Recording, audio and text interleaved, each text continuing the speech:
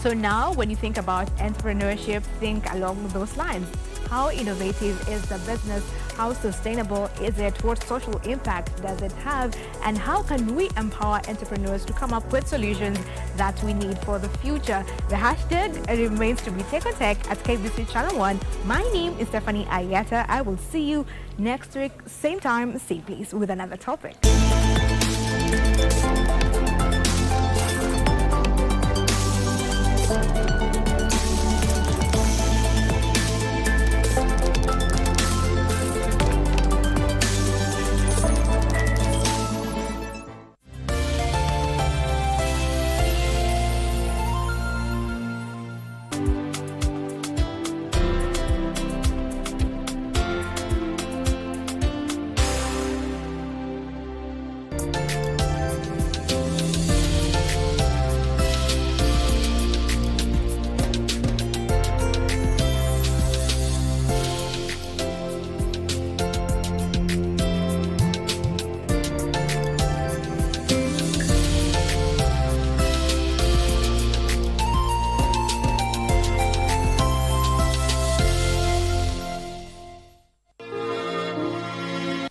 Nilikuwa naye ugonjwa iliongezekana, alikimbia. Sasa huyu mtoto ndio alirudi nyuma.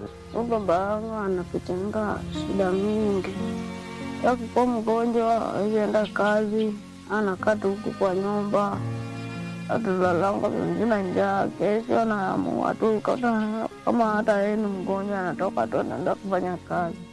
Hakuna nguvu, lakini saa hizi haezi kabisa. Juu akinama hiyo nini, zingine natoka tu damu. Pati tu usaidizi, juu vile hako ajiwezi, na mimi hata siwezi nikamsaidia.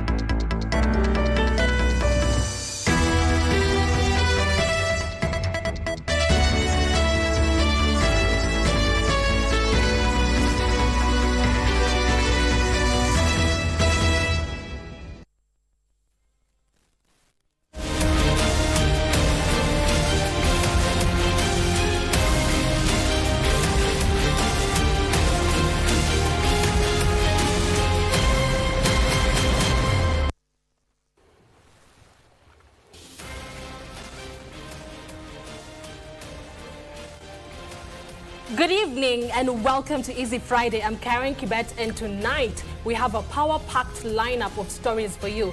In our top story, Kenya has witnessed a historic moment as Professor Kindiki is officially sworn in as the country's third deputy president, marking a new chapter in national leadership.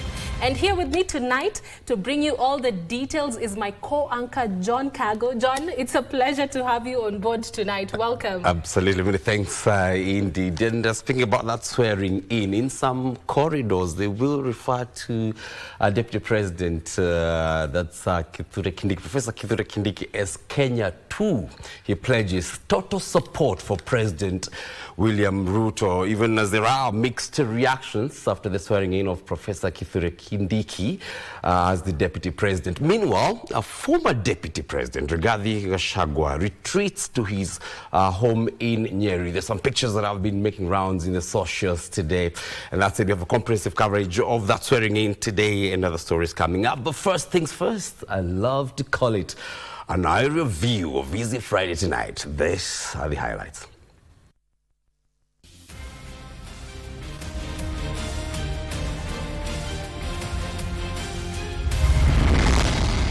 I, Kindiki, in full realization of the high calling, I assume as Deputy President of the Republic of Kenya.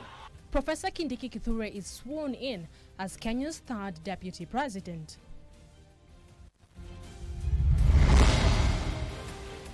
Impeached Deputy President Rigathi Gachagua relaxes in his Nyeri home, cherishing the gift of family.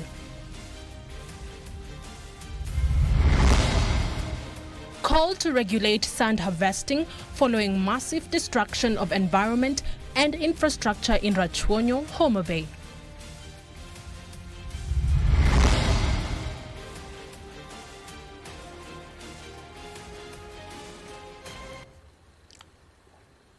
And our sign language interpreter this evening on Easy Friday is Byron Abuli.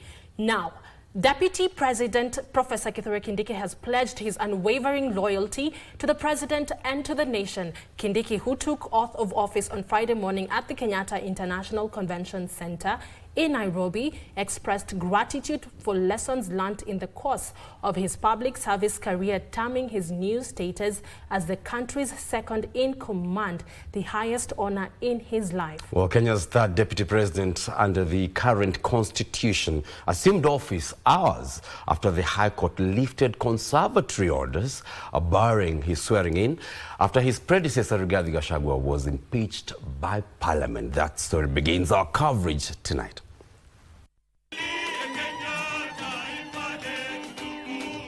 Friday morning at the Kenyatta International Convention Center in Nairobi.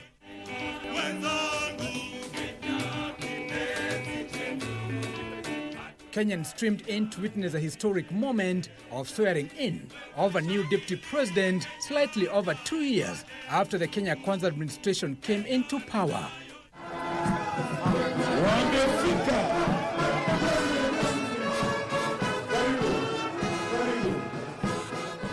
Professor Kindiki, who is the immediate former Interior Cabinet Secretary, was the man of the moment. And take the prescribed oaths. And after the green light from the High Court on Thursday, Kindiki walked on the red carpet to take oath of office. I, Kindiki, I assume as Deputy President of the Republic of Kenya. As required by the Constitution, Chief Justice Martha Koome was present to witness the swearing-in administered by the Chief Registrar of the Judiciary, Winfrida Mokaya. Kindiki pledged his unwavering loyalty and support to the President and the country, committing to execute his new role to the best of his ability. I promise you, before this congregation and before God, that I will not let you down for the privilege you have given me. I will try the best of my ability to work hard together with the other colleagues to lighten the burden that you carry on your shoulders, Your Excellency. I have almost become a lonely voice in the executive, especially in the presidency, speaking about our projects, speaking about our programs, elaborating on what we are doing. You are eloquent, my brother. You are intelligent, my brother. I am confident that you will do that which I have missed for the last 2 years.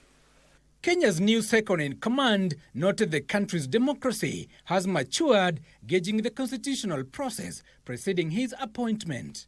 Whatever has happened in the last few weeks, and indeed in the recent past, is a testament of the maturity of our democracy and is a testament that our institutions work. We stand here proudly as a nation who ushered in the 2010 Constitution with a 70% majority, and to the international community that our institutions work. As a people, united, peaceful, because we are a democracy, we believe in our Constitution, we believe in the rule of law, and we are a free people, and we make choices. President William Ruto challenged Kindiki to serve all Kenyans equally. Appearing to throw a jib at the immediate former Deputy President Rigathi Gachagua, the head of state reiterated that no community or region will be left behind in service delivery. Professor, you and me have the honor to serve the people of Kenya. And as I have said before, we will serve the people of Kenya equally, those who voted for us and those who did not vote for us. the government of Kenya equally belongs to all the people of the Republic of Kenya.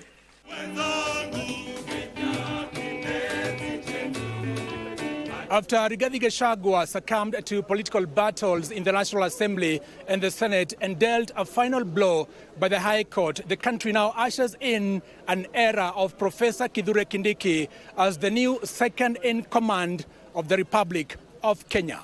Giverson Minor, Prime Edition at the KICC, Nairobi. Well, hundreds of Kenyans from all walks of life converged at Kenyatta International Convention Center, that's KICC, to witness the swearing-in of the third Deputy President of Kenya, Kindiki. They were generally excited about Kindiki's ascension. Kenyans across the country aired varying views, with some lauding the move, with some claiming the exercise should have been halted until a ruling was made on the impeachment of the former Deputy President. Friday morning in the Central Business District of Nairobi, a section of Kenyans deserted their businesses to witness the swearing-in of the third Deputy President of Kenya, Professor Kindiki. Men in boots manned every entrance of the Kenyatta International Convention Center to ensure the safety of those in attendance. Hundreds of Kenyans across the country, armed with the Kenyan flag, turned up for the event. Those who were going in had to undergo a series of security checkups before being escorted to the venue. Despite being hit by the scorching sun, dignitaries and citizens waited patiently as different music bands entertained the audience. From his residential home in Carren, the man of the hour made his way through the deserted roads of Nairobi to his former office before marching to KICC. On his way, he saluted a few dignitaries and headed to the convention's waiting lounge, waiting for the arrival of the head of state. After the arrival of the president, the man of the hour, Professor Kindiki, joined the celebration dressed in a navy blue suit, white shirt and a red tie, accompanied by his spouse, Joyce Kindiki, who was dressed in an off-white dress. In a sports check by KBC Channel 1, a section of Kenyans who turned up for the ceremony lauded the High Court's move to lift the conservatory orders barring the swearing-in of Kindiki. Tumefanya vizuri koti kwa sababu hii mambo inadireisha mambo mingi yenye ingekuwa inaendelea. Kitu tunahitaji Kindiki, Profesa Kindiki awe imara, afuatilie kitu rais anamwambia, wafanye kazi pamoja. Tulikuwa tumekaa tukiongojea sana tuone uamuzi wa mahakama. Mahakama imepitisha na sisi tunakubaliana na mahakama, watu wapishe tuendelee mbele. Hii ni kitu imekuja kutuonyesha ya kwamba Kenya tunaendelea kukoma kidemokrasia na kutuonyesha kwamba hakuna mtu hawezi akaondolewa katika mamlaka hata without vita. Tumefikia mahali tunataka kuangalia mbele. Lililofanyika limetendeka.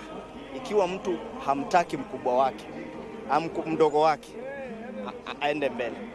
Tuendelee, Kenya iende mbele, kazi mahali zilikuwa zimesimama ziendelee. However, some had a different opinion. There is an element of subordination. Be humble to your boss. It has come even to the limelight, even during working with the president, he was feeling like a co-president, not a deputy president. So it is also a virtue Kindiki should learn, that when you are working with a president, you are not a president, you are not a co-president, you are a deputy president. If I was to be asked, we scrap this, the people's president, achaguliwe peke yake vile alikuwa anachaguliwa, alafu anaendesha serikali vile anataka kuendesha, badala ya kuweka mtu kama huyu Rigathi. Sasa pressure sana.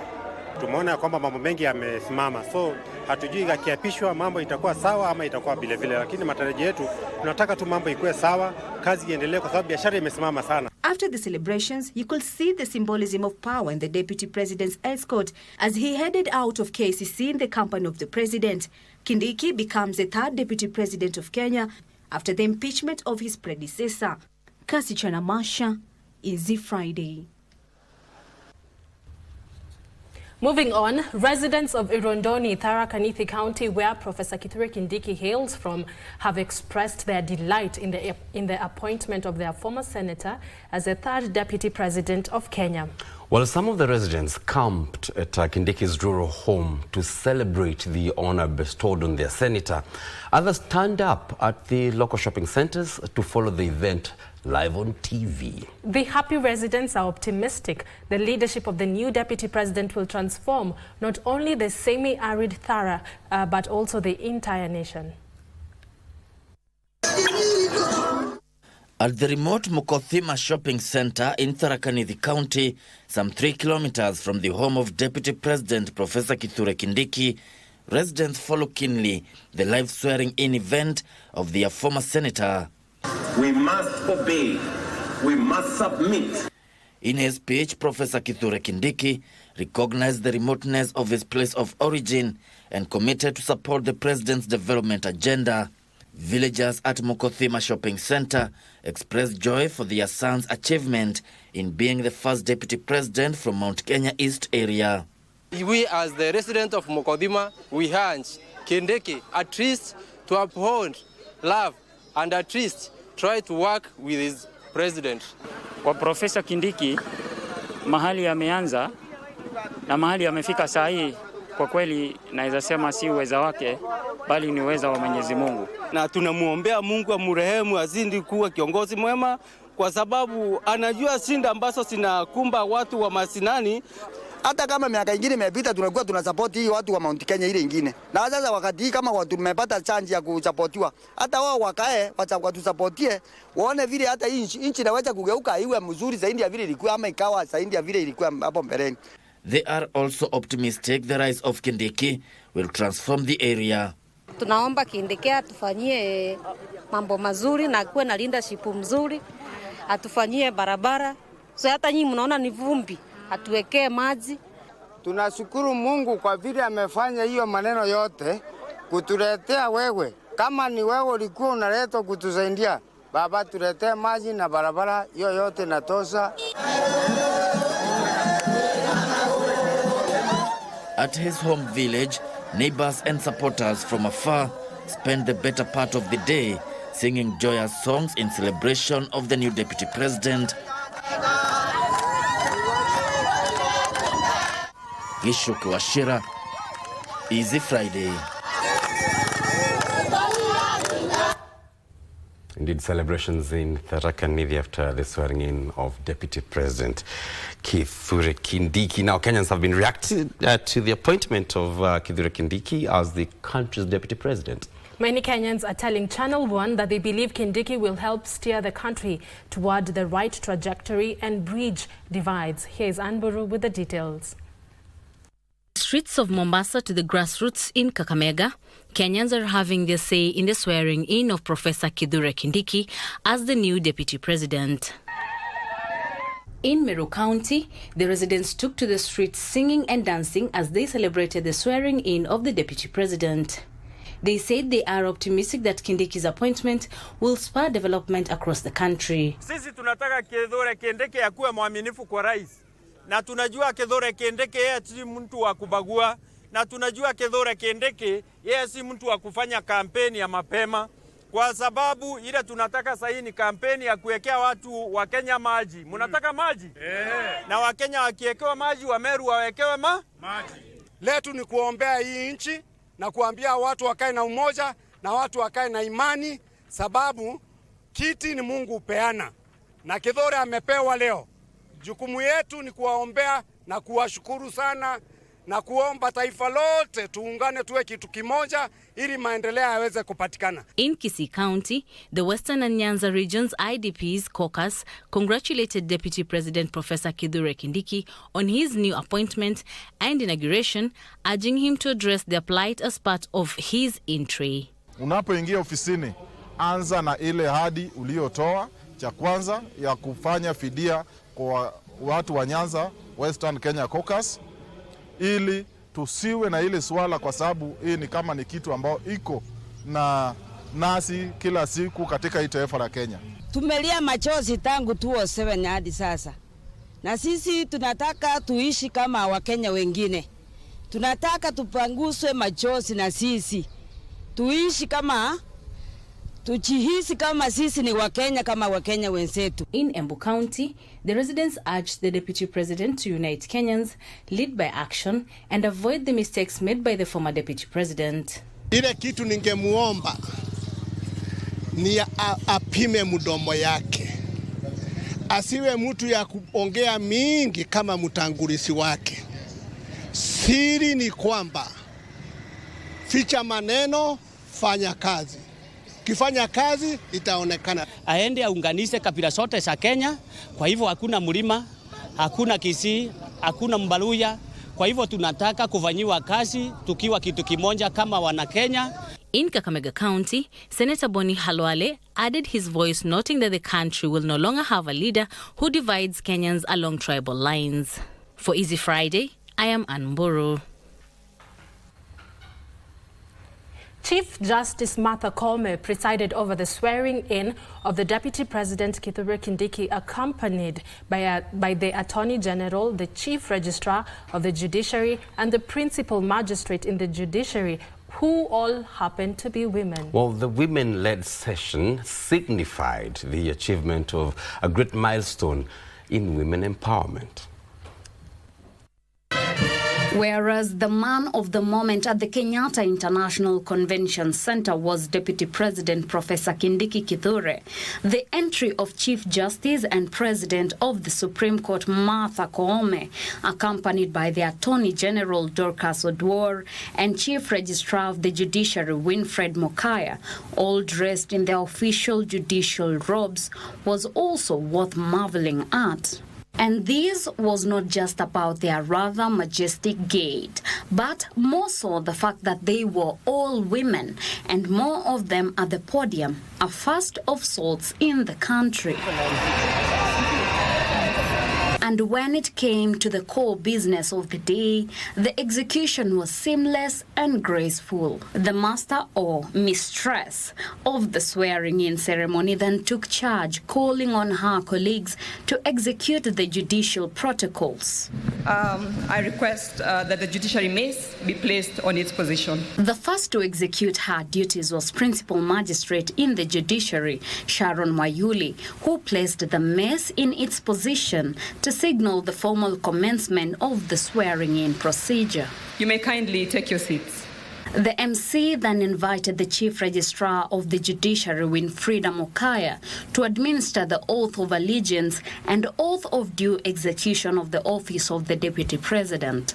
I now invite Honorable Winfrida Boyani Mokaya, the Chief Registrar of the Judiciary, to take her position at the swearing-in arena and to administer the oath of allegiance. She was then joined by the Chief Justice Martha Koome, who took her seat in the arena for a specific task, signing the oath. The new Deputy President was then called to take the oath and was joined by the Second Lady Joyce Kithure. I shall commence with the administration of the first oath, which is the oath of allegiance of the Deputy President. Kindly repeat after me. The ladies, in a precise manner, directed the taking of the two oaths and then directed Kindiki to the ceremonial table to append his signature under the guidance of the Attorney General Dorcas Oduor. The first set of oaths will be retained by His Excellency the Deputy President as a solemn reminder of the commitment he has made here today. The oaths then exchanged hands from the AG to the Chief Registrar and then the Chief Justice, who appended her signature on them. After the signatures, the seal of the Chief Justice was affixed by the court officials, who were also a team comprising of a woman. The oaths were then presented by Koome to Kindiki and handed back to the AG. To take their seats as they hand over the oaths to the Honorable Attorney General. Then it was time to capture the historic moment, and in this the spouses to the President and his deputy joined. Finally, to end the women-led ceremony, the mace was lowered by the Principal Magistrate in the Judiciary. Indeed, women are the fabric that holds the society together, and seeing them prosper is quite delightful. For Easy Friday, I am Teresa Mutai. Beautiful. Talk about the judiciary knowing how to do it properly. A full lineup of women taking charge and making history. Talk about girl power. Absolutely. I love to see it. Women power. That's it. We have a continued coverage of the swearing in of Professor Kithure Kindiki as the Deputy President, the third at that, after the 2010 Constitution. Prior to that, there have been 9 vice presidents, as they were referred to prior. We're looking at that in detail. And what is happening back in Nyeri, his predecessor, that's Kithure Kindiki's predecessor, Rigathi Gachagua, in Nyeri, some pictures making rounds in the socials, looking at that in not too long, and other stories that I'll be shaping up today. We're back in a moment.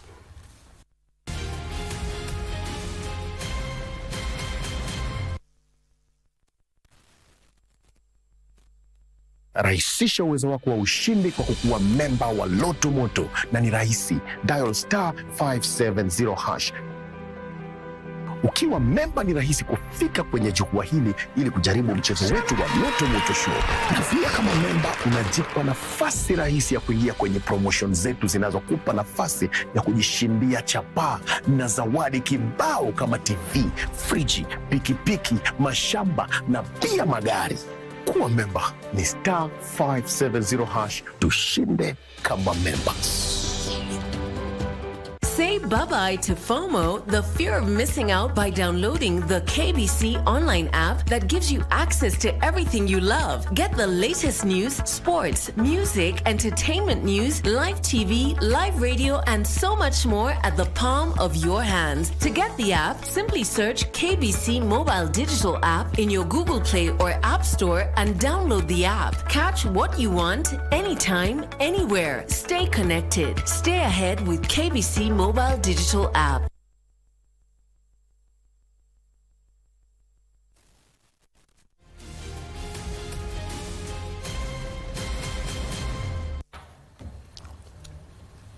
Welcome back. For those joining us right now, this is Easy Friday. Let's continue. Kenya has had 12 deputy presidents, previously referred to as vice presidents, prior to the 2010 Constitution of Kenya. Well, from Jaramogi Oginga Odinga, who was the maiden vice president, to Professor Kithure Kindiki, who's now the deputy president. We take a walk down the memory lane, looking at the country's principal assistants to the heads of state. Kenya gained independence in 1963. The country's founding father, Mzee Jomo Kenyatta, ascended to the highest office on the land. Deputizing him was none other than Jaramogi Oginga Odinga, making him the first vice president of the Republic of Kenya. Born in the year 1911, Odinga assumed office in 1964 and went on to serve for 1 year, 123 days under the KANU banner. He left office on 14th April 1966, giving rise to opposition politics in Kenya. Succeeding Odinga under a KANU ticket was Joseph Murumbi, also born in 1911. Murumbi assumed office on 3rd of May 1966. Unlike his predecessor, Murumbi served as the principal assistant to Mzee Jomo Kenyatta for only 120 days, leaving office on 30th of November 1966. This paved way for the third Vice President, Daniel Arap Moi. Born in 1924, he is the country's longest-serving Vice President, having stayed in the office he assumed on 5th January 1967 for a record 11 years, 299 days. A KANU lifetime member, Moi was sworn in as the Commander-in-Chief on 14th October 1978, about 2 months after the death of Mzee Jomo Kenyatta. President Moi appointed Kibaki as his Vice President, assuming office on 14th October 1978. Kibaki, born in 1931, would remain as the second in command for 9 years, 160 days under the ruling party KANU. Jasford Karanja will then take over from Kibaki on 24th March 1988. But a year, 38 days later, Karanja, who was facing a vote of no confidence in Parliament, resigned. Then came George Saitoti, who ascended to the office on 1st of May 1989 and remained there for 8 years, 252 days before being stripped of his powers. As if luck was on his side, Saitoti was once again reappointed vice president on 3rd April 1999. He served for another 3 years, 149 days, after which he left the office on 30th of August 2002. On 4th November 2002, Saitoti was succeeded by Musalia Mudavadi, who went on to make history as the shortest-serving vice president, having occupied the office for only 60 days. Mudavadi's tenure ended with the Moi era on 3rd January 2003. The country had a new ruling party NAC in Commander-in-Chief Mwai Kibaki, and he picked Michael Kijana Wamalwa as the second in command. Wamalwa died August 2003 after 232 days in office. 25th September 2003 saw the appointment of Moody Awori as vice president. Awori, born in 1928, served for 4 years, 106 days under NAC PNU ticket before his tenure ended on the 9th of January 2008. Then came in Stephen Kilonzo Musyoka, who was appointed on the 9th of January 2008 under the coalition government and spent 5 years, 90 days in the seat, making him the last vice president to have served prior to the 2010 constitution. The new law saw the change from vice president to deputy president, and the position was for the person nominated as the running mate for the presidential candidate. Consequently, on the 9th of April 2002, President William Ruto took oath of office.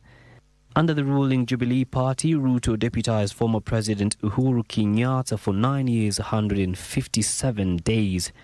Similarly, on 13th September 2022, Rigathi Gachagua, who was William Ruto's running mate, was sworn in. 2 years and 36 days later, he was impeached by Parliament and the court upheld the decision. This paved way for Professor Kithure Kindiki, previously the Interior Cabinet Secretary, whose nomination for the post by President William Ruto was endorsed by Parliament, making him Kenya's second in command. All right, as Professor Kithure Kindiki was being sworn in as the third Deputy President of Kenya and 13th second in command since independence, his predecessor, Rigathi Gachagua, was retreating to his rural home in Nyeri County. Gachagua was impeached by Parliament 2 weeks ago and sought legal redress. However, on Thursday, the High Court lifted an order barring the swearing in of his successor. I, Kithure Kindiki. Hours after Professor Kithure Kindiki took oath of office, his predecessor Rigathi Gachagua and his wife Pastor Dorcas Rigathi posted a family photo on their Facebook account with a message thread. Part of Gachagua's message read, "Home sweet home, thanking God for the gift of family. I will forever remain grateful to God for giving me a loving and supportive family. I'm happy to be home where I was born and brought up. I can't wait for morning to take my walk in Hombe Forest." His wife accompanied a post which showed the same photo of the family of four relaxing on lush ground with an inspirational message and Bible verses that read in part, "Today, my family and I choose to give a prayer of thanksgiving, understanding that God remains sovereign, whether he saves us from fire or not." Daniel 3:16-18. Gachagua was the second deputy president under the current constitution of Kenya. Tilio Marco for Easy Friday. The impeachment by Parliament of Rigathi Gachagua as the Deputy President of the Republic of Kenya has not only been entered in the annals of the country's political history, but has also rekindled memories of an almost similar incident that occurred 35 years ago. Well, back then, Vice President Dr. Josephat Karanja was facing a vote of no confidence in Parliament, but called it quits. That's before the process was concluded. Is it a case of history repeating itself? Tilio Marco compares and contrasts the two cases. Geoffrey Rigathi Gachagua may have been the first deputy president to be impeached under the 2010 constitution, but 3 decades earlier, another second in command had almost suffered the same fate. The difference is that while Gachagua persevered through trial in the National Assembly and Senate, and his destiny is awaiting judicial interpretation, Dr. Joseph Njuguna Karanja, now deceased, threw in the towel before Parliament could decide his fate. The year was 1989, and Dr. Karanja had served for 1 year as Daniel Arap Moi's deputy. At that time, the old law was applicable, and removal of the country's second-in-command was via sacking or informed by a vote of no confidence in the unicameral parliament, as was the case with Dr. Karanja. In Gachagua's scenario, a motion of impeachment was tabled in the National Assembly, where it was approved and forwarded to the Senate for concurrence. Dr. Karanja had been accused of, among others, convening a security meeting with key security officials without the knowledge of the president and forcing members of parliament to kneel before him. For Gachagua, the ground cited for his impeachment by the bicameral parliament included insubordination, abuse of power, and bullying public servants. While Dr. Karanja was also accused of plotting to destabilize the presidency, Gachagua was on the spot for alleged breach of the oaths of office and allegiance. Both removal processes were initiated by members of parliament. Rigathi Gachagua's impeachment motion was sponsored by Kibwezi West legislator Mwengi Mutuse, while the accusations against Josephat Karanja were tabled by the then Embakasi lawmaker David Mwenje. By the time of resigning, Dr. Karanja was aged 58 and had served for only 1 year as the vice president and 2 years as a member of parliament for Mathare constituency. On the other hand, 59-year-old Gachagua had served for 2 years as deputy president by the time of the impeachment motion. He had a one-term stint as member of parliament for Mathare constituency. At the time Dr. Karanja was exiting office, Gachagua had graduated from the University of Nairobi and was beginning his career in public service. Incidentally, Dr. Karanja had served as the vice-chancellor of the institution between 1970 and 1979. Should the courts uphold his impeachment, Gachagua will lose lifetime perks associated with the office and cannot vie for public office for 10 years. Dr. Karanja had the fortune of being elected as Githunguri MP 3 years after quitting government. A fun fact is that Dr. Karanja was the 5th vice president of Kenya, while Gachagua was deputizing the 5th president of Kenya. Both are from Mount Kenya region. Tilio Marco for Easy Friday. All right, Professor Kithure Kindiki sworn in as the Deputy President, and we have been bringing you a detailed coverage of what is happening today. We now bring you the memorable moments during that swearing in. Take a look.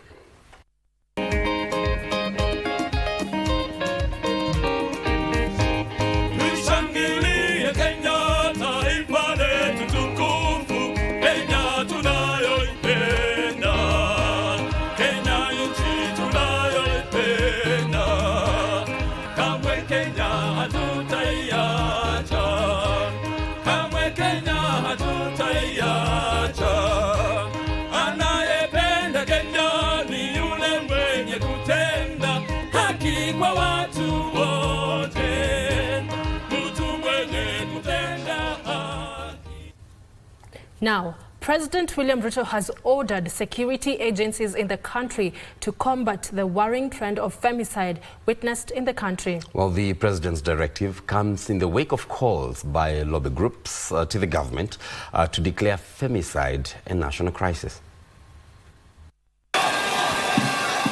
Speaking during the swearing-in of the Deputy President Kithure Kindiki at KICC, President William Ruto expressed concern that women and girls in the country have been losing their lives in cold-blood murders. I know that of recent we have seen incidences of our girls, our mothers, our women who have been murdered in cold blood.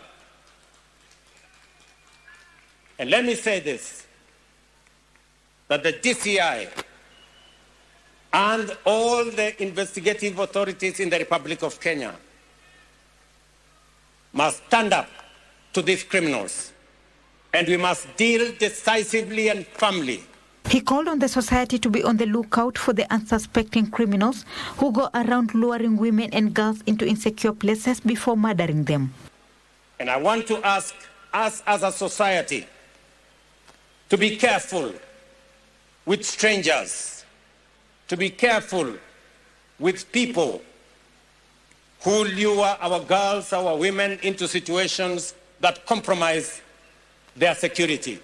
But we must be on the lookout, all of us, According to the Federation of Women Lawyers in Kenya, FIDA, a total of 30 women have lost their lives in the hands of intimate partners since the beginning of the year, but no arrests have been made. FIDA therefore issued a 30-day ultimatum threatening to mobilize women to hold demonstration if no action is taken. Martini Maslin for Easy Friday. All right, now a section of residents from Rachonyo North Ward in Homa Bay County are now facing the wrath of environmental degradation following aggressive sand mining activities that have led to poor infrastructure. And they are appealing to the county government to enact legislation to regulate and mitigate the effects. Stating effects of human activity.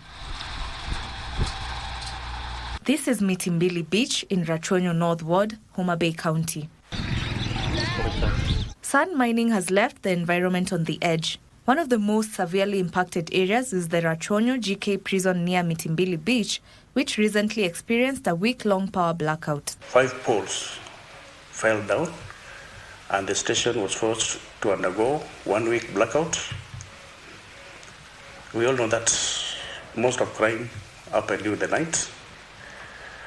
So with blackouts provides safe haven for crime to be committed.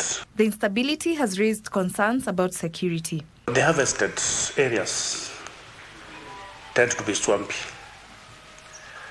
So with that, the rates always grow in those areas. Some have become tall and bushy. And we know that with bushy places, it can turn to be hiding places for criminals. The outage has also hurt the local fishing industry. Juzi vile stima ilianguka hapo, tulikuwa na mambo kama watu wa shop hawafanyi na fridges, wakinyosi pia walikuwa na shida, sim charging, kila mahali walikuwa na stress. In Osodo village, kilometers away, residents voiced regrets over the long-term environmental consequences of sand mining. Kupata namna ya kuregesa hii ardhi irudi hali ambayo alikuwa zamani. Ni kama tumeharibu kabisa, alafu imekuwa sasa sisi tumebaki na mkono mtupu. The community said that sand mining, which began in 1986, has devastated the landscape and cultural sites. Graves have also been excavated by mining trucks, leaving only a few cemented ones intact. We know what it takes for people to do quarrying. Those areas are very loose now. They are prone to collapse, and we are asking anyone who is doing that business to stop.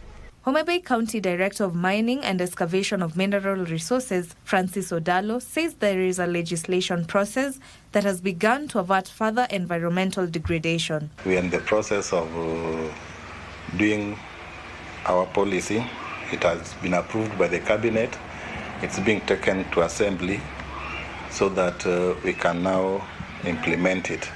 Aggressive sand mining is increasingly biting into settlements here and appears to be carried out without consideration for the long-term environmental effects. Some residents want the government to conduct thorough assessments and sensitize the public about the negative impact it has on the environment. For Easy Friday, I'm Christine Matunda. Moving on, the Public Investment Committee wants the National Treasury and the Ministry of Transport to avail funds to the Kenya Rural Roads Authority to clear all its pending bills. Well, the Rural Roads Agency owes contractors and other service providers more than 60 billion shillings in pending bills. KERA Director General Philemon Kandie has told the Committee of the National Assembly that pending bills are hindering the implementation of various road projects in the country. Bills are a major headache for the government, with the Pending Bills Verification Committee domiciled at the National Treasury reporting it has received claims totaling 664 billion shillings, with the road sector leading with 173 billion shillings. Parliament now wants the National Treasury and the Ministry of Roads to develop a payment plan to help the three road agencies, namely Kenya Rural Roads Authority, Kenya National Highways Authority, and the Kenya Urban Roads Authority, clear all their pending bills. appearing before the Public Investment Committee of the National Assembly to respond to various audit queries raised by the Auditor General, KERA Director General Engineer Philemon Kandie says pending bills are affecting the implementation of various rural roads in the counties, hampering socio-economic development. Auditor's observations are noted. Then IPSAS number 17 on property, plant, equipment provides for re-evaluation of property, plant and equipment every 3 to 5 years. The re-evaluation process is, however, a costly affair that requires adequate financial planning, albeit the inadequate budgetary allocation. During the two-day appearance, KERA managed to clarify audit queries raised by the Auditor General for the fiscal year 2021-2022, including the issue of total security, where the authority presented documentation supporting the 16 million shillings expenditure, whose clarification had earlier been sought by the committee. The authority was subsequently given a clean bill of health by the powerful, fully cleared Public Investments Committee. The authority has undertaken the process of disposal of the assets and will carry out valuation as may be appropriate for the asset category and the recognized fully depreciated assets where applicable. The committee noted that the road sector, which contributes at least 10% of Kenya's annual wealth, is a critical enabler of socio-economic development in the country. The committee highlighted KERA, which is crucial in enabling projects under the bottom-up economic transformation agenda. To facilitate the development of roads in the country, the committee proposes that the 3 road agencies' accounting officers have the final say on road development and budgeting, a role currently under the Budget and Appropriations Committee. For Easy Friday, I'm Christine Matunda.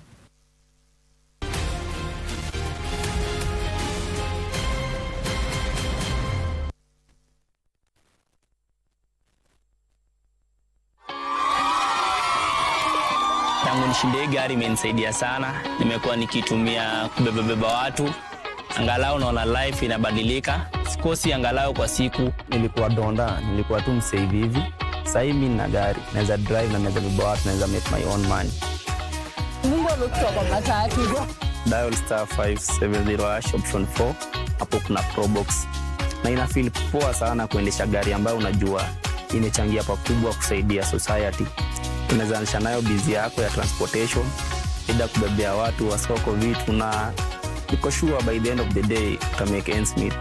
Dial *570# option 4 na Pro Box ya kushindaniwa. Niona nimefika mwisho, sitaweza tena, kumbe msaada wangu upo. Today we want to talk about leadership, especially among the young people. I feel like there's usually a gap in terms of trying to define leadership. Most people would think leadership is limited to political leadership. Most of these maybe opportunities, for you to access them, you must have some kind of maybe resources, which I think most of the young people don't have. I feel like at some point we are very dependent on waiting for the older generation to come and help us rise.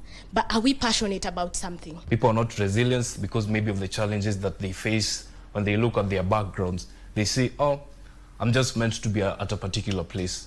So people have to move out, to step out. The youth, it's time for us to actually rise up and build a place where we reach to a place where we can actually do things for ourselves.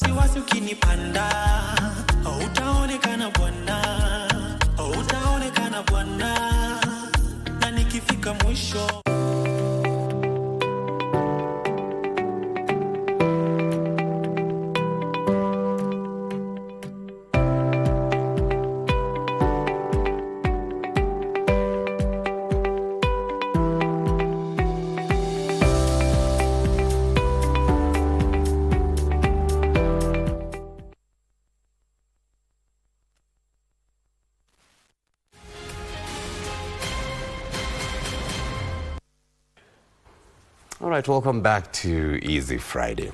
Sports a bit late, but still a continued coverage of the news tonight. The Seed Trade Association of Kenya is targeting to expand collaboration with policymakers in a bid to help Kenya attain seed security and fortify the country's food security efforts. The association chairman, Wellington Wasike, says efforts are being taken to ensure farmers have access to climate-smart seed varieties to enhance resilience and of the weather. According to the Seed Trade Association of Kenya, STAC, the country currently has sufficient seed stock for the upcoming planting season after seed companies recorded sufficient harvest which have been certified by the Kenya Plant Health Inspectorate Services. We have done enough seed production that we've just harvested, supported by KEFIs who have certified a lot of that seed. So farmers are being called upon to stock up, to purchase in good time for the season. STAC chairman says despite efforts by the industry to produce certified quality seeds, the industry is still grappling with issues of fake seeds which continue to hurt the country's food security efforts. At the upcoming 12th Annual Seed Trade Association of Kenya Congress and Expo, this is among challenges the industry will address. We want to encourage our farmers that please, when you go out there to purchase seed from what we call an accredited agrovet, an accredited dealer. Avoid purchasing seed from people who come with briefcases and purport to be agro dealers. Amid climate change, which continues to affect crop production in the country due to over-reliance on rain-fed agriculture, STAC will also be championing for ways to avail climate-smart seed varieties to farmers. The guys who manufacture those sticker labels, and we should have conversation around how do we even make it more tighter, how do we even make it more beneficial to the farmer in terms of protecting the integrity of the seed. Wasike says the two-day conference bringing together more than 100 seed companies from November 6th will also discuss various policies affecting seed trade in Kenya, cross-border seed trade, and financial mechanisms to ensure access of seeds to farmers. Botswana's President Masisi has conceded defeat as preliminary results showed his governing party lost its parliamentary majority after nearly 6 decades in power. Well, Masisi's concession on Friday came before the final results were announced, with his Botswana Democratic Party, that's the BDP, trailing in 4th place. This is according to tallies by the Electoral Commission. The results are expected to be confirmed by the Electoral Commission later. The first party to take 31 of 61 seats in the legislature will be declared the winner, install its candidate as president, and form a government. The BDP has governed the diamond-rich Southern African nation since 1966 and was expected to win. And checking that our systems talk to one another with every country. We do the same right now with Zimbabwe. We do the same with South Africa. We do the same with Angola, and Zambia. But clearly, those who are haters of Zimbabwe, even though we have many relatives there, many of them went to school there, and because we also called for the removal of sanctions against Zimbabwe, clearly there was some mischief in that. But I can swear sincerely there was nothing untoward. And tonight on My Culture, we travel to Kakamega County to uncover the mysteries and traditions surrounding a natural wonder, the crying stone of Ilesi. Well, this towering rock formation is not just a landmark, but a revered site deeply woven around the lives of the Iswaha people. Known as the only one of its kind, the crying stone has inspired folklore, witnessed countless ceremonies, and drawn tourists and locals alike with its mesmerizing weeping effect. Our reporter was on location and filed the following report.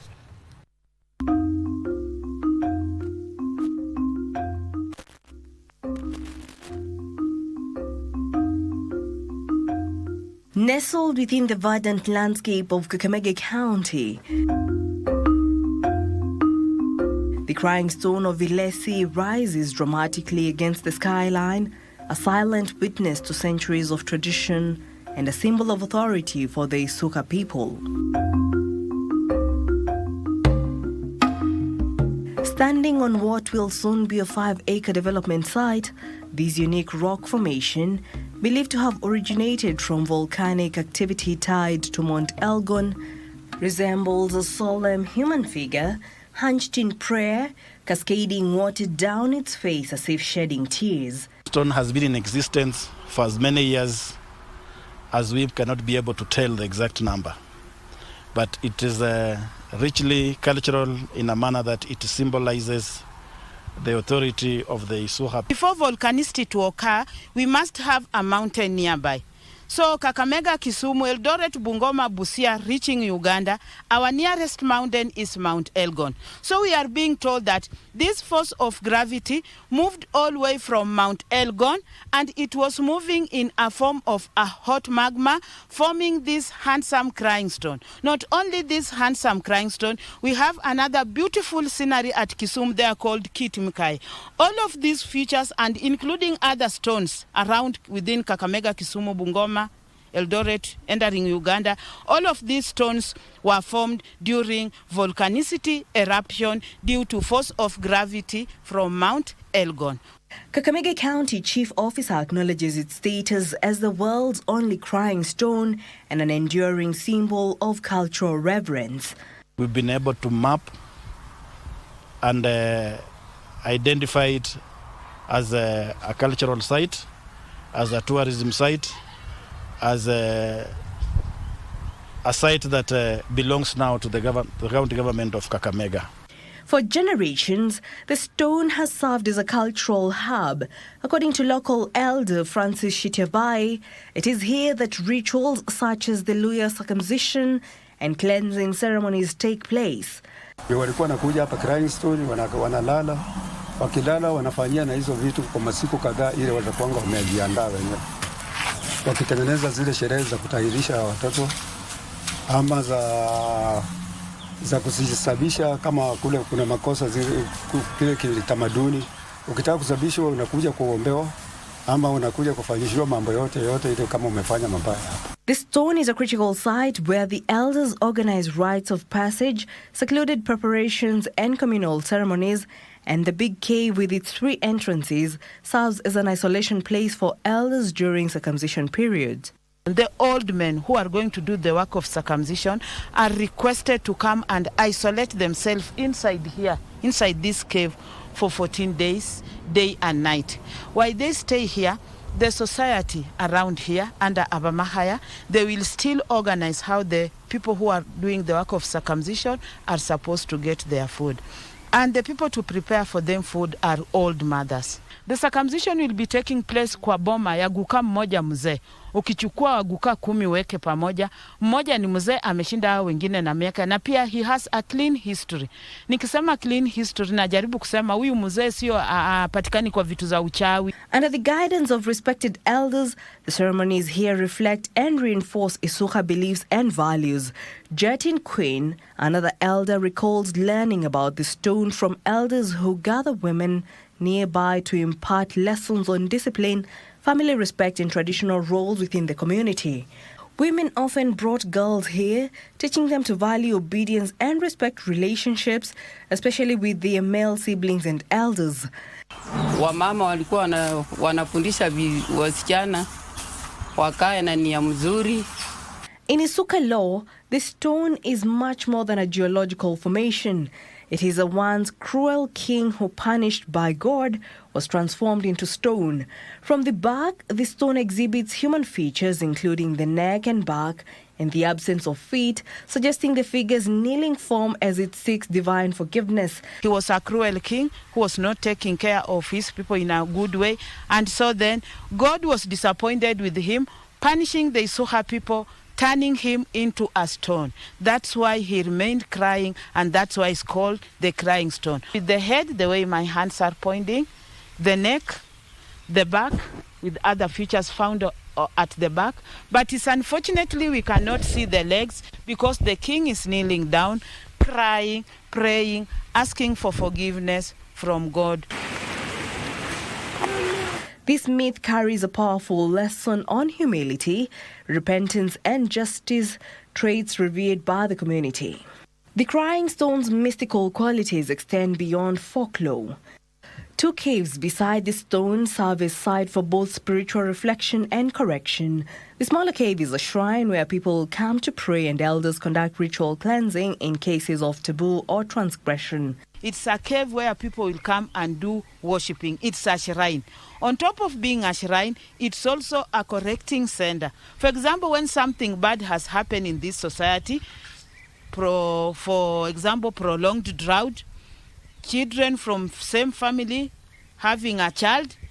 Okay, Isoha people believe that killing is a sin because the Bible also doesn't encourage killing. So they will encourage both the two, the girl and the boy, mostly the girl to give birth to the child, and then the child will be taken to that cave where old men and old mothers will be requested to come and do guiding and counseling over there. And something good or something being, I don't know how I can say it, we will not take the child to go and sell the child, or we will not kill the child. The child will be taken to somebody within the Isoha people, Abamahaya mostly. The child will be given to that, the child will be given to that family, and that family will take that child like their child. In the instance of incest, individuals are disciplined and a symbolic sheep is sacrificed, its hide worn as a cautionary mark. For those seeking fertility, a visit to the larger cave believed to enhance one's chances of conceiving is customary. You are not able to have a birth, to give a child, they will request you to come and pass inside that cave. And when you believe, you go back at home, you believe you are going to have a child, you are likely to receive a child, to conceive and have a child. It's also a belief in Isoha people. As Kakamega County sets its sights on transforming the Crying Stones grounds, efforts are underway to draw ecological and cultural tourism to the region. To preserve and elevate this symbol, Kakamega County has ambitious plans underway to revitalize and develop the surrounding area, preserving its ecological integrity while establishing it as a significant cultural and tourism site. In partnership with local stakeholders, the county has acquired lands extending to the river's edge, aiming to maintain the natural water sources that have long contributed to the stone crying effect. The project will see replacement of water-draining eucalyptus trees with indigenous varieties to restore the area's water table, ensuring that the stone's tears continue to flow. The county government is in discussions with local elders and stakeholders to relocate a few residents, making room for the sustainable development of this site. The plans include a conference centre, lodging and eco-friendly recreational spaces. The Crying Stone is set to become a beacon for both cultural preservation and modern tourism. It's also a tourist attraction centre, which we are going to develop so that it assists our people in the western region and specifically this Isoha. So inside here, we are at the last cave where people will come and do their praying. With trained guides ready to offer historical context to visitors, the county is also preparing an association dedicated to the stone's preservation, ensuring that traditional practices such as circumcision preparing ceremonies will continue in their rightful setting while safeguarding its ecological heritage. Jackie Wambiru, My Culture.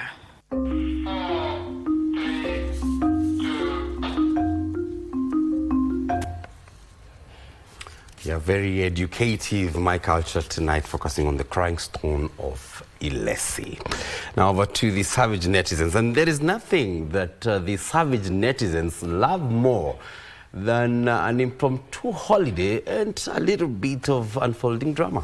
Now, from the High Court ruling to the colorful swearing-in ceremony, the week provided a lot of fodder for the keyboard warriors and their itchy fingers. Tess Mutai is more than ready to spill the hot tea. Take a look.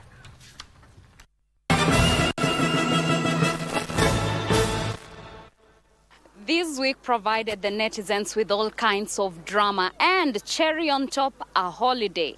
Let's find out how they reacted. For days, netizens have been asking, who is the second in command?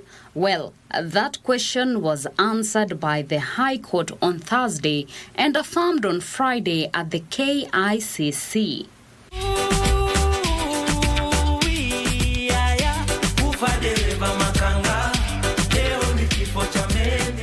The Real wrote, "Hey, hawataki jokes."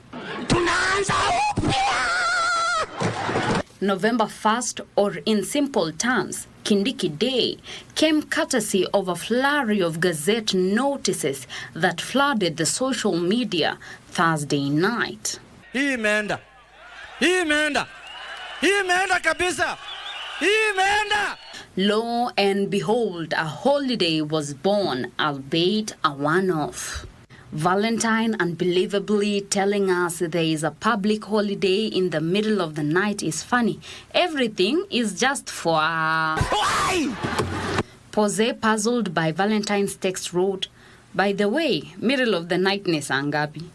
Saa moja ni middle of the night. Kwani unalala mapema aje?" Isaiah noted. Kumbavu zangu. Umbwa mimi. Lagat said, "Syllabus inakimbia sana. Kesho ni holiday to swear in the DP." Wanjoy responded, "Ata gari za miraa huwa haziendi hii speed."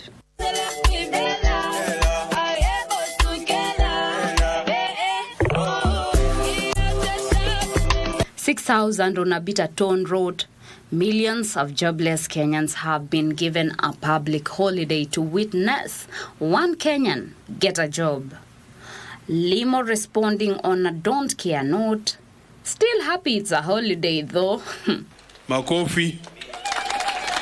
Jenga confused, hii holiday ni ya Diwali ama Kindiki. Bismarck, na wakaribisha Gachagua. Not quite sure who that is though.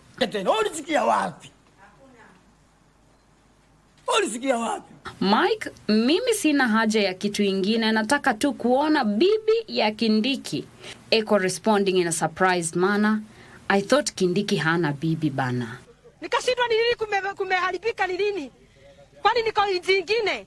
Well, Mike and Echo, on behalf of million others, were about to witness the moment they have been eagerly waiting for. Oh my God! Wow! The new DP Kithure Kindiki finally emerged with his wife, Dr. Joyce, holding hands or...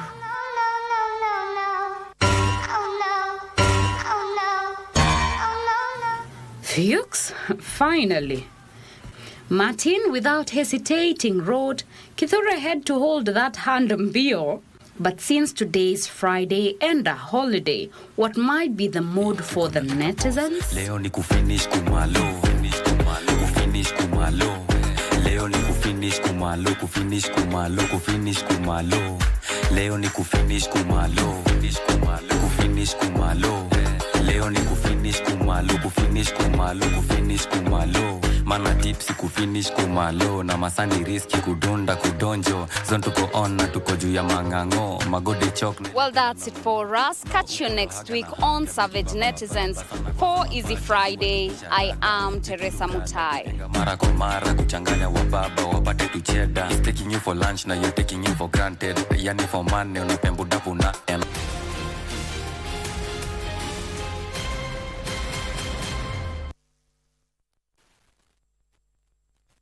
Rahisisha uwezo wako wa ushindi kwa kukuwa memba wa Loto Moto, na ni rahisi. Dial *570#.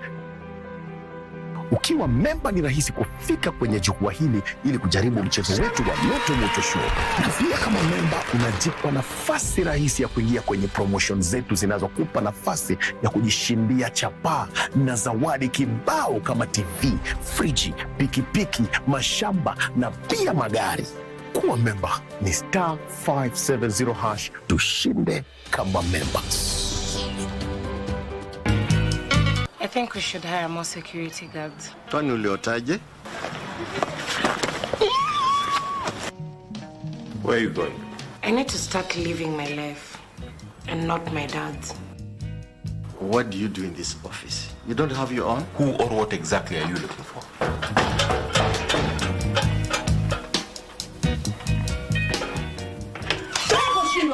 Mimi unakemea? Umeonana na hii familia ya Njuguna? Tujaonana nao. Kwani bosi uniamini? Trust is for the weak. Something is up. Is Ruth safe? She might do something stupid. Wakili, what is going on?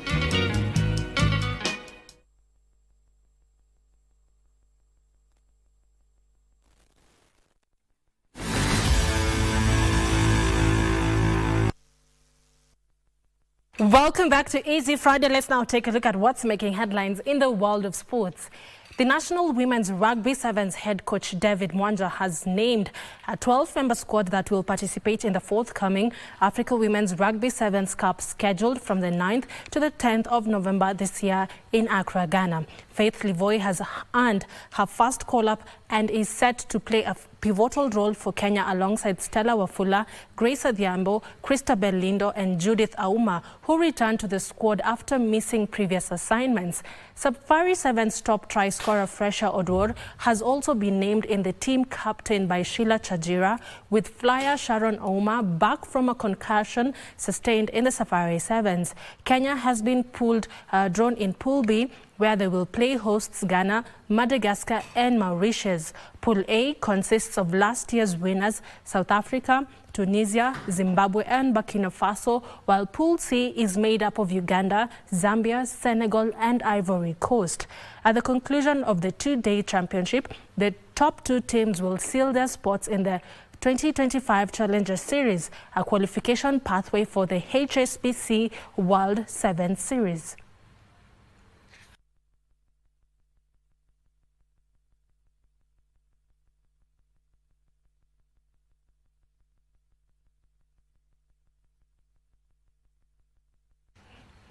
Moving on, the national women's soccer team Harambee Starlets are back in the country from Antalya, Turkey, where they competed in the Pink Ladies Cup tournament as the men's team Harambee Stars arrived in Uganda for their CHAN qualifier against South Sudan.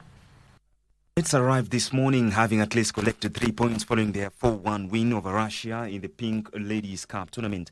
They kicked off their campaign against Chinese Taipei, where they lost by a solitary goal before Russia beat them 4-0. Speaking on behalf of the team, defender Ruth Ngosi and Elizabeth Wambui said they looked forward to more build-up tournament. Imekuwa nzuri, imekuwa ya good exposure, especially kwa players kama sisi Harambee Starlets. Tumekuwa away for long, but at least wameleta hii Turkish Pink tournament, tumekuwa pamoja na tumeona penye tuko. We want to go to the World Cup. So the more we get these opportunities to play, the more we become better. So we are saying thank you once again for that opportunity. It was a good exposure. Meanwhile, the national men's soccer team Harambee Stars are already in Uganda for the second leg of the African Nations Championship, which will be played this Sunday at the Mandela Stadium. Head coach Engin Firat has made big changes to the team that is expected to overturn the first leg results and advance to the next round after a 2-1 defeat in Juba. The team, which is a blend of new and seasoned players, include, among others, only two goalkeepers, Brian Odhiambo of Bandari and Farouk Shihalo of KCB, as Ibrahim Wanzala of Kakamega Homeboys was dropped. Sylvester Owino of Gor Mahia and Kenya Police Daniel Sakari are the only defenders who were retained from the first leg, with Abud Omar of Kenya Police, Ian Karani of Kariobangi Sharks, Charles Momanyi of Tusker, David Ochieng of Kenya Police and Siraj Mohammed of Bandari getting their call-ups. Patrick Otieno of KCB is the only striker who was retained and will be joined by Ryan Ogam of Tusker, Moses Shuma of Kakamega Homeboys and Francis Kahiro of KCB. The new inclusion in the midfield are Fidel Origa of Bandari, Caleb Olilo of Posta Rangers and Moitian Leshan of Ulinzi Stars. Harambee Stars will face South Sudan at the Mandela Stadium in Uganda on Sunday in the return leg of the CHAN qualifiers first round, despite their automatic qualification as co-host of next year's tournament. The Kenyan government and the French city of Miramas have announced a partnership that will see the enhancement of athletics training and the expansion of sports development initiatives. Miramas, a southern city in France, hosted Team Kenya's training camp ahead of the 2024 Paris Olympic Games in August. Through the Ministry of Sports, the Kenyan government moved to strengthen its collaboration with the city of Miramas in building the capacity of athletics coaches in the country. Under the program dubbed House of Coaches, Kenyan coaches will travel to France next year, where the integration of sports science in their coaching is set to feature during that period, according to Sports Cabinet Secretary Kipchumba Murkomen, who was represented by the PS engineer Peter Tum. The House of Coaches project will therefore have an immediate impact on athletes and Kenya's entire coaching ecosystem. My ministry is shifting focus from scouting talent at senior level to early identification of talent in schools for onward development in camps run by Kenya Academy of Sports. The program will also lay emphasis on early talent identification, prioritizing support for junior level coaches and a commitment to gender equality. France reiterated their commitment to supporting the project that said to show up the skill level of Kenyan coaches. I'm glad to announce that France has agreed, the Ministry of Foreign Affairs and the Embassy has agreed to support this partnership in creating a house of coaches in Eton. And I think we'll put some substantial support to elevate the capacity of Kenya in coaching, but also in sport medicine. So we elevate our partnership to another level, and I'm glad to announce we'll do that as of... Team Kenya held a 2-week training camp in Bahamas in readiness for the 2024 Olympic Games in Paris. Bernard Okumu, Prime Edition. Thank you, Okumu, for that detailed report. Moving on, the Kenya Ports Authority women's basketball team lost their semi-final match to Al Ahly of Egypt, who beat them by 104 to 63 baskets in the FIBA Women Basketball League Africa qualifiers at the Aman Arena in Zanzibar. KPA, who are the Zone 5 defending champions, gave it their all against Egyptians in the second quarter to tie 22-all after losing the first quarter 28-4. Al Ahly took the third quarter 34-18 before they stretched to the end in the fourth quarter by KPA, who narrowly lost it 2019 to eventually settle for defeat. The Egyptian Giants, who had proved to be too strong for the Vijana Queens of Tanzania, whom they dismissed by 130 to 47 baskets in the quarterfinals. KPA beat their rivals and Kenyan champions Equity Hawks 80-63 in a Kenya affair in the quarterfinals, as Equity went on to beat Vijana Queens of Tanzania 92-46 in the classification matches. The qualifiers will come to an end this weekend, with Al Ahly having automatically qualified one of the 2 slots for the 2024 Women Basketball League Africa, set for Senegal in December this year.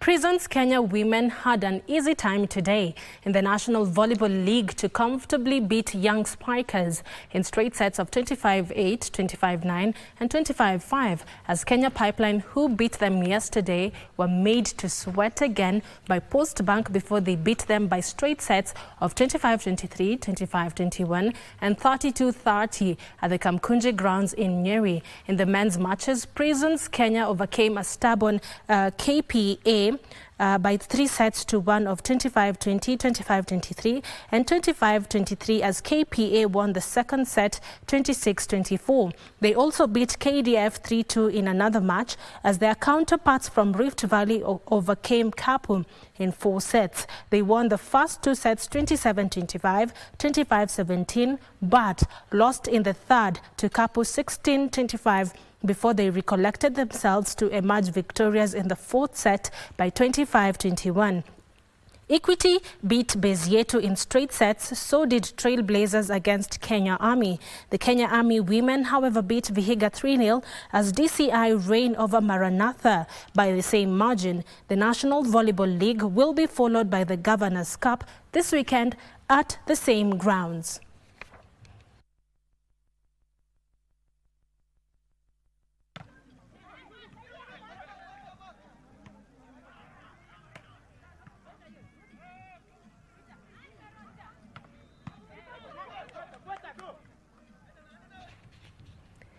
A total of 30 goalkeepers trainers have undergone a goalkeeping course conducted by Confederation of African Football CAF trainers at the Kenya Institute of Special Education.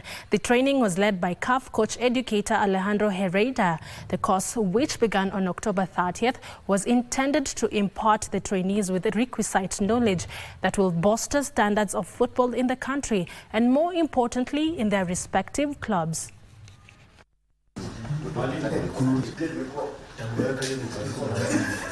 To me and to women football, it's a very good opportunity, because now we women can be goalkeeper trainers. We can teach other women to be goalkeeper trainers. It's a whole new frontier for the Federation through the technical department.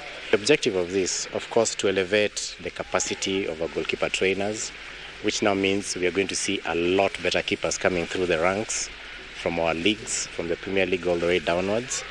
And the major objective, other than imparting that knowledge by Alejandro from Argentina, is that the idea was to look for mentees who can now run with this program locally. And Kenya, in particular case, is the pioneer of these elite courses, because previously it was only FIFA who implement goalkeeper coaching courses here and there. But now officially Kenya launched this goalkeeper elite. And I'm very proud and very honored to be one of the first instructors to come here and give the fantastic group of people. Really all ex-goalkeepers, quality goalkeepers, big names in the local football. And really I enjoy it, and the more important is the response of the people.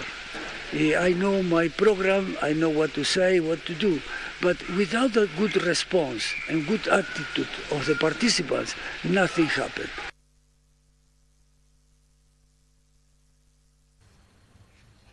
Defending champion Spain stayed on course for a third title in the FIFA Under-17 Women's Cup when they beat England 3-0 in the semi-finals to set up a final place against North Korea. The three Lionesses of England will play USA for a third-place spot after the Americans lost to North Korea by a solitary goal in the first semi-final. Oh, it's a great pass by Sarah Jordi to Segura. Spain are starting to click now. Beautiful goal. What a way to open the scoring in the semi. Segura, delightful from her. Brilliant. Gomez didn't finish it off, but you may be sure that Comendador to Santiago. She's got a long way to go, but if she can switch it, Spain might be in. And they reverse it to Santiago. And very unfortunate by Zara Shaw. Spain really tested tonight, but yet again, this wonderful football team has prevailed. Spain 3, England 0. And finally, top seed Carlos Alcaraz was defeated in the third round of the Paris Masters tournament by French #1 Hugo in 3 sets of 6-1, 3-6 and 7-5 as the home favourite booked a place in the quarterfinals, where he will take on Australia's Jordan Thompson for a place in the semi-finals. Elsewhere, Alex defeated British #1 Jack Draper in straight sets of 5-7, 6-2, 6-4 and is set to face Holger in the last 8.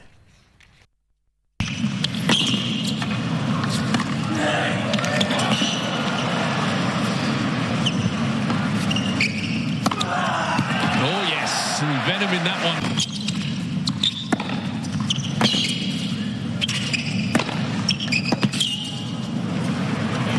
That's too good.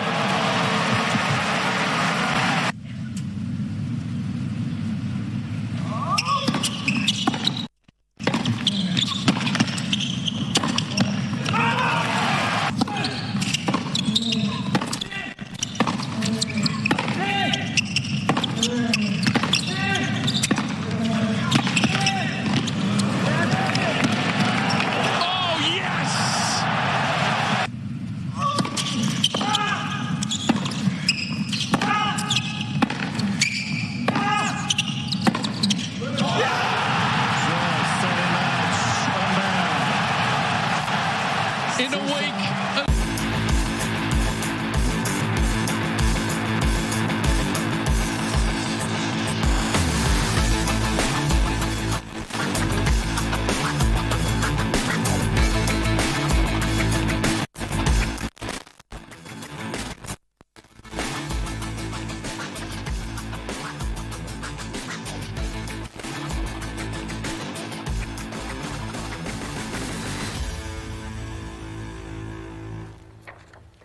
And those were all the sports stories we had for you tonight. My name is Carren, Kibett. Our sign language interpreter tonight has been Byron Abuli. John. All right, indeed. We thank you most sincerely for choosing us tonight. Coming up right after this, on the other side of the studio is DJ Coljax. He mentions to me that he has surprises for you, so you need to keep it locked. On behalf of the team, my name is John Kago. Good night, so long. Good night.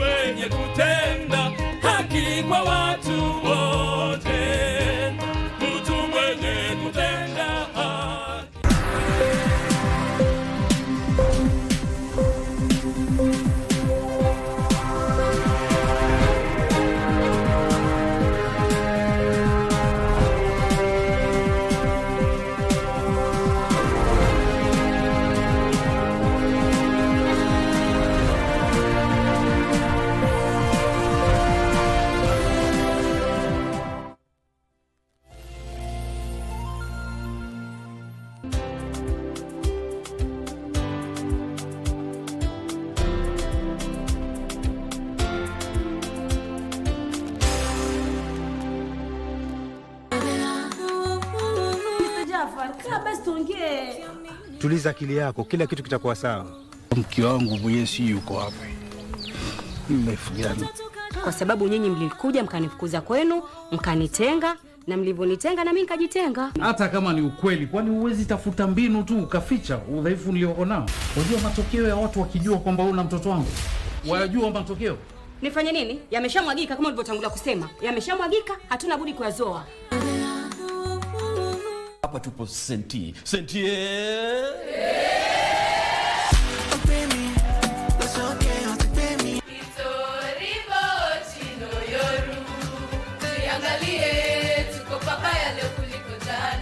Japo aula kushufu ya machoni yavutia. Tumeshuhudia ajali nyingi tu. Je, kuna ukweli katika kauli hii? Serikali imeweka taasisi kufunza watu ambao wanataka kujua kuendesha gari. Serikali imeweka taasisi, lakini si wananchi wote wanafuata kila kitu wanapofunzwa, wengine wanakiuka. Kila siku kiongozi mbaya ufariki. Mbaya ni kivumishi cha sifa.